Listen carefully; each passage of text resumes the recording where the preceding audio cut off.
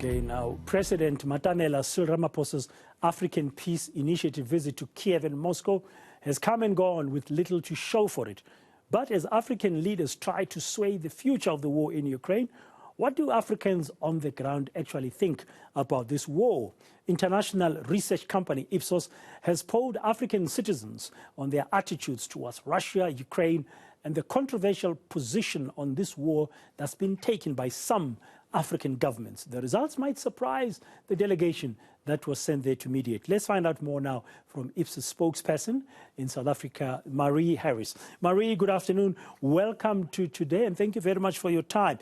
Can we start here first? How many people did you poll? In which countries was this Ipsos poll done, and when was it carried out?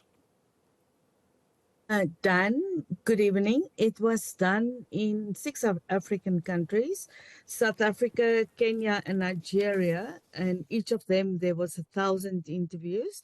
And in Senegal, Uganda, and Zambia, only 500 interviews. All the interviews were done on the telephone from the end of May to the 16th of June. And it was intentional that we did it on the telephone because we wanted to speak to people who are interested in news and politics. And that was the audience we were looking for. Okay, overall, what was the sentiment you found?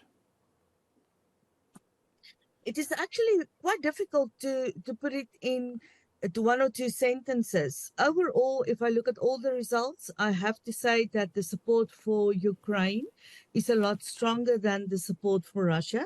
People are sometimes a little bit reluctant to say what they think their government should do. But if you ask them about their personal opinion, they come out strongly in favor of Ukraine.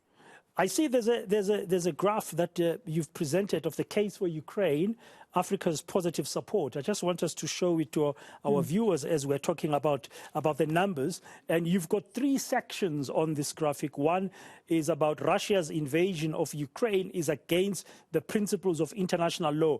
I guess this was one of the questions you asked. And then Russia is guilty of committing war crimes in Ukraine. And then my own government should care about Russia's occupation of parts of Ukraine and should insist on the withdrawal of Russian forces. Those were very straightforward questions. It was very straightforward, and the statements were put to the respondents, and we said, do you disagree or strongly disagree, and on the other side you agree or strongly agree, or are you somewhere in the middle with these statements? So there was really no ambiguity on the statements. We had these 3 statements basically supporting Ukraine, and this is the position that Ukraine was putting forward to the international community all the time, that it is an unlawful or illegal invasion, that it's a contra international law, and also then the thing about the war crimes was it was quite in the open. Yeah, but there was also some who made a case for Russia. There was some qualified support for Russia. And that particular graphic, I hope we can show it to our viewers. Russia is not the aggressor in this war. For historic reasons, it makes sense for my country to support Russia. My country should support Russia as we rely on the import of grain and fertilizer from Russia. A very mixed bag. I mean, in South Africa, it's about 44% of respondents saying that Russia is not the aggressor in this war. Yeah, it is quite true. It is again what the case was that Russia put forward, that they are not the aggressors in the war, that it was actually Ukraine with their application to become part of NATO and with the NATO alliances on their borders. The Poland is part of the NATO alliance.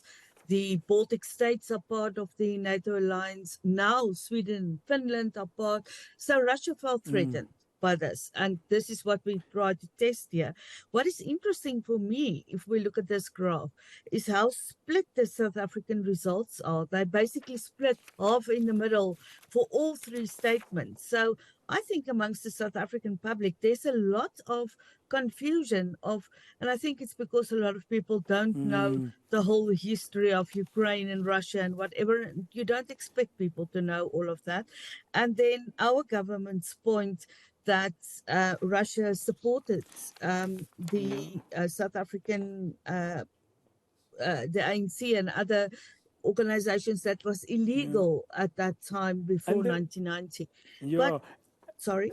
And Marie, we could, before we run out of time, you've got the other one that talks about expressing an opinion whether or not Africa should take sides. That shows some interesting results. I hope we can show that that graph to our viewers. The one of not taking sides. All African countries should not take sides in this war. As you can see there, that's a big percentage of people in the different countries across from Senegal to South Africa.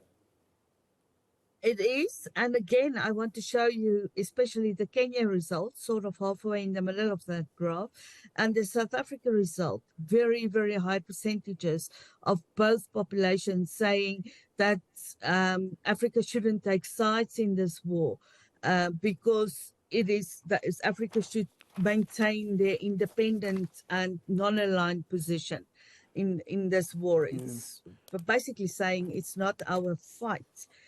And then the two other slides that you have, I know we are almost out of time, but I can quickly just say, if we ask people then whether their government should support Ukraine or Russia, not overwhelming, but more than half of South Africans, Nigerians, and Kenyans say their government should support Ukraine. The others are between 40 and 50% to say that. Yes, here it is. And then in the last point, we say to them, well, if you then personally had to choose one of the two countries, if it was up to you, who would you support? So people come out quite strongly. What are the personal opinions implying? Are they implying stronger support for Ukraine, as we show our viewers that last graph? Yes, they do. They imply quite strong support for Ukraine, and South Africa and Kenya again. The two strongest countries from the 6 African countries we looked at, saying that Ukraine should be supported and not Russia. And if you look at the whole study, it is about the legal position more. That's okay. It's not Africa's war. Africa should not take sides, but it is against international law. Quite a lot of people come out with that and say this occupation is against the law. Yeah, interesting sentiment there coming from those 6 countries that were surveyed by Ipsos just now in May to June. Thank you very much, Marie Harris, the spokesperson in South Africa for Ipsos.